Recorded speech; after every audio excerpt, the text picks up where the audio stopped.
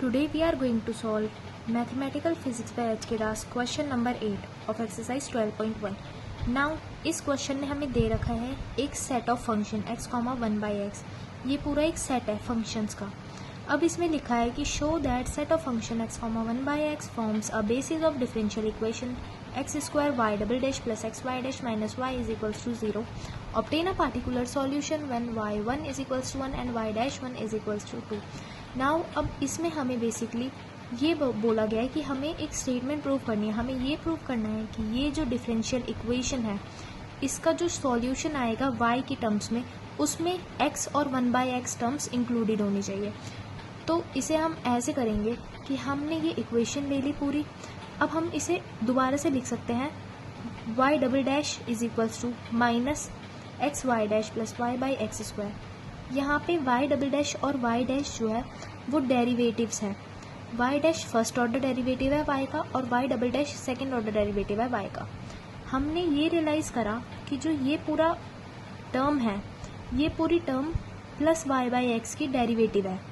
तो अगर हम इस वाले इक्वेशन को दोनों साइड से इंटीग्रेट कर देंगे तो हमारे पास क्या आएगा, हमारे पास आएगा y dash is equals to.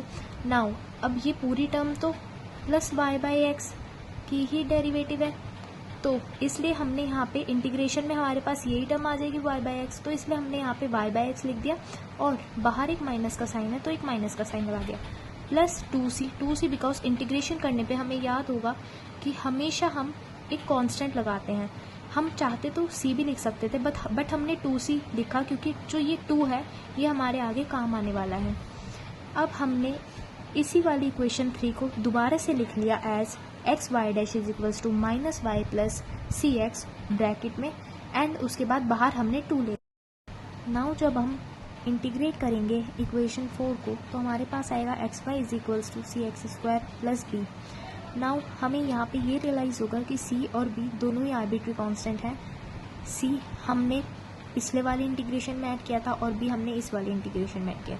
Now अब आपको रियलाइज़ होगा कि जो हमने 2 लगाया था वो इसीलिए लगाया था क्योंकि जब हम सी एक्स स्क्वायर का डिफ्रेंशिएशन करेंगे तो हमारे पास 2cx आएगा. तो इसीलिए हमने पहले वाली इक्वेशन में ऑलरेडी 2 लगा दिया था.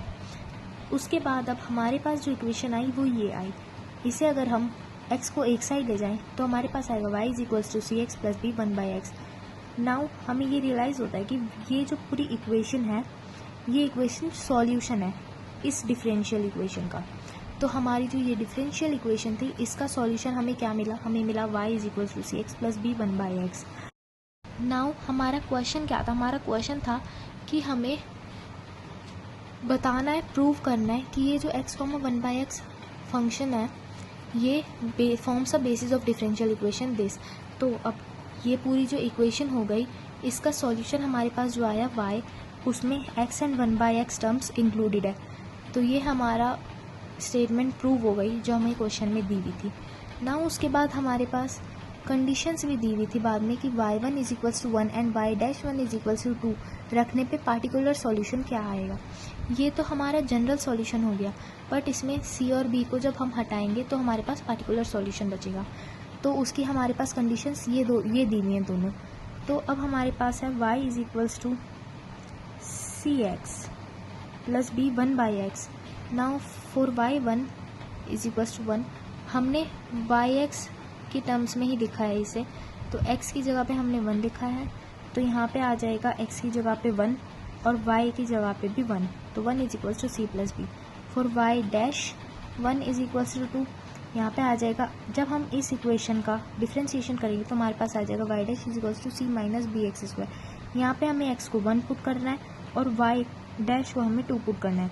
तो हमारे पास ये और ये दोनों इक्वेशंस आएंगी. नाउ हमारे पास जो ये 2 इक्वेशंस आई हैं इन्हें सॉल्व करने पे हमें मिलेगा c is equals to 3/2 and b is equals to -1/2 जो कि हम हमारी सॉल्यूशन इक्वेशन जनरल इक्वेशन जो थी उसमें पुट करेंगे. फिर उसके बाद हमें जो हमारी पार्टिकुलर इक्वेशन है वो मिल जाएगी y is equals to 3/2x -1/2x. Hence हमारा जो क्वेश्चन है वो प्रूव हो गया एंड उसके बाद जो दूसरा क्वेश्चन दिया हुआ था पार्टिकुलर सॉल्यूशन फाइंड करने का वो भी हमारे पास आंसर के रूप में आ गया है. If you found this video useful, please hit the like button.